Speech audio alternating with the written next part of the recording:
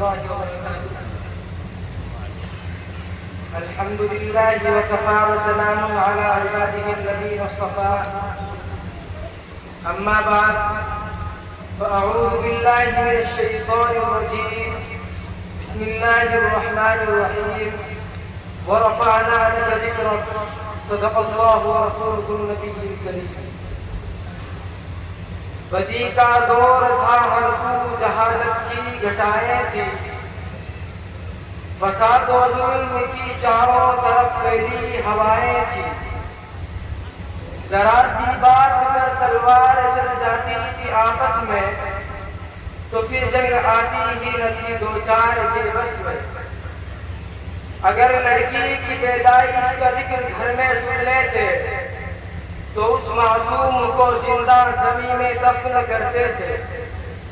غرض جو بھی برائی تھی وہ سب ان میں پائی جاتی تھی، نہ تھی شرم و حیا آنکھوں میں گھر گھر بے حیائی تھی، مگر اللہ نے جب ان پر اپنا رحم فرمایا تو عبداللہ کے گھر میں خدا کا لاڈ آیا۔ سامعین اکرام، اس مختصر اور منظوم کلام میں ابھی میں نے جس ماحول کا جائزہ لیا کہ وہ ایک ایسا خوفناک اور وحشیانہ دور تھا کہ جس میں باپ اپنی پیاری بیٹی کو زندہ درگور کر کے موت کا جام پلا دیتا، معمولی باتوں پر میدان کارزار چھڑ جاتا اور آنن فانن ہزاروں افراد موت کے گھاٹ اتارے جاتے۔ وہ یہ زمانہ تھا جس میں نبی کی بعثت نہیں ہوئی تھی۔ پھر ان حالات کو دیکھ کر قدرت کو رحم آیا تو اس نے اس درندہ صفت انسانوں پر رحم کرتے ہوئے ہم سب کے آقا تاجدار مدینہ، آقا انعامدار، تاجدار بطحہ، سردار مدینہ محمد مصطفیٰ احمد مجتبی شہنشاہ بطحہ تاجدار مدینہ محمد مصطفیٰ صلی اللہ علیہ وسلم کو مبعوث فرمایا۔ ایسا پیارا گھرانا نبی جس کی بعثت کائنات کے لیے سراپا رحمت ہے، ارے اسی کائنات کے ذرہ ہو کر جس کی کوئی حیثیت و حقیقت نہیں، اس ذات اعلیٰ کی سیرت کیسے بیان کر سکتا ہوں جس کے لیے اس کائنات کو سجایا گیا، اس دنیا کے نظام کو چلایا گیا۔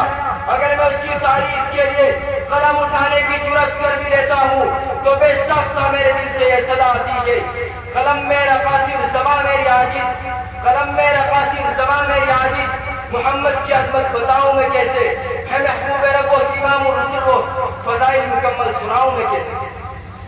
اگر میں نعتیہ کرام کے ذریعے کچھ آپ کی مدح سلائی کا ارادہ کرتا ہوں تو میری زبان سے یہ کلمات نکل پڑتے ہیں، کیسے توصیف ان کی کروں میں جن کا کوئی بھی ثانی نہیں ہے۔ میرے آقا کی نعت ہے یہ، دل جلوں کی کہانی نہیں ہے۔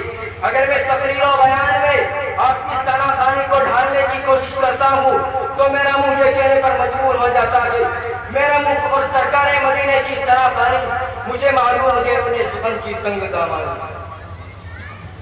اس نبی پر لاکھوں درود و سلام جو اللہ کا سب سے پیارا نبی ہے، جس کا حسن و جمال قرآن کے کاغذ صفحے پر بکھرا پڑا ہے۔ ارے قرآن کھولو تو صحیح، قرآن میرے نبی کی تعریف میں رتب النسان کے۔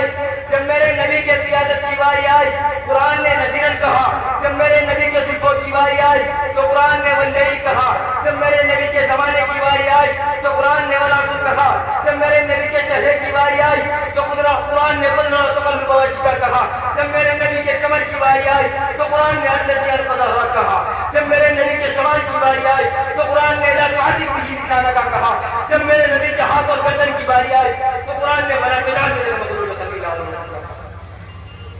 میرے دوستو، جب میرے نبی کے کلام کی باری آئی تو قرآن نے ورفعنا لک ذکرک کہا، جب میرے نبی کے بشریت کی باری آئی تو قرآن نے قل انما انا بشر کہا، جب میرے نبی کے دعوت کی باری آئی تو قرآن نے داعی الی اللہ کہا، جب میرے نبی کے اوصاف کی باری آئی تو قرآن نے وما ارسلناک شاہدا ومبشرا کہا، جب میرے نبی کے رحمت کی باری آئی تو قرآن نے وما ارسلناک الا رحمۃ للعالمین کہا، جب میرے نبی کے اخلاق کی باری آئی تو قرآن نے انک لعلی خلق عظیم کہا، جب میرے نبی کے غار میں قیام کی باری آئی تو قرآن نے ثانی اثنین ثم فی الغار کہا، کسی کی قسم نہیں کھائی، اس کی قسم کھائی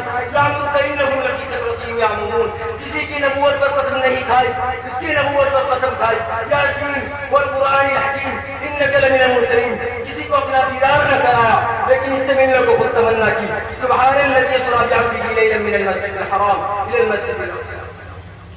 کتاب فطرت کے اس طرح پر جو نام احمد رقم نہ ہوتا، یہ نقش ہستی ابھر نہ سکتا، وجود لوح و قلم نہ ہوتا، یہ محفل کن فکا نہ ہوتی، وہ امام الرسول نہ ہوتا، زمین نہ ہوتی، فلک نہ ہوتا، عرب نہ ہوتا، عجم نہ ہوتا۔